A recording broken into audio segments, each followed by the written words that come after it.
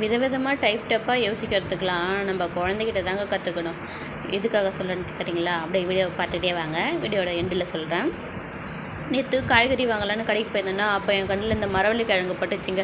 பார்க்கறதுக்கு ஃப்ரெஷ்ஷாக இருக்கே, சரி வாங்கிட்டு வந்து சமைச்சு பார்ப்போம்னு ஆசையாக வாங்கிட்டு வந்தாங்க. எப்போ மரவள்ளி கிழங்கு வாங்கினாலும் கட் பண்ணால் கடையில் இருக்கும்போது ஃப்ரெஷ்ஷாக இருக்கும்போது நம்ம வீட்டுக்குள்ள எடுத்து கட் பண்ணி சமைக்கும்போது பார்த்தா இல்லை அப்படியே ஒரு மாதிரி கருப்பு கருப்பாக இருக்கும்ல, அந்த மாதிரி இருக்குமே நினச்சிட்டு ஒரு யோசனையில் தான் கட் பண்ணேன். ஆனால் கட் பண்ணி பார்த்ததுக்கப்புறம் எனக்கே ஷாக் ஆகிடுச்சு. அப்படியே வாங்கின மாதிரி புதுசாக பலப்பலான்னு பளிச்சுன்னு இருந்துச்சு.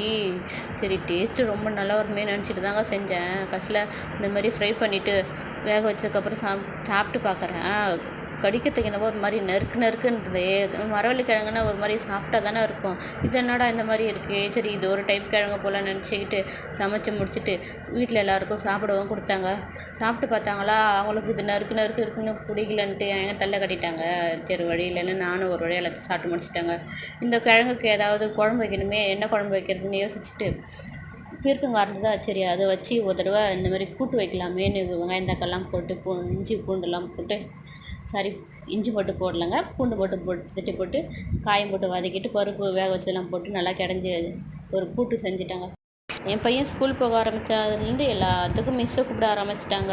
மிஸ்ஸு அம்மா தான் ஊட்டி விடணும்னு சொன்னாங்க, மிஸ்ஸு ஸ்கூல் வேறு வேணான்னு சொன்னாங்க. இப்படி தாங்க சொல்லி காரணம் சொல்லியே போட்டு விட்றான்.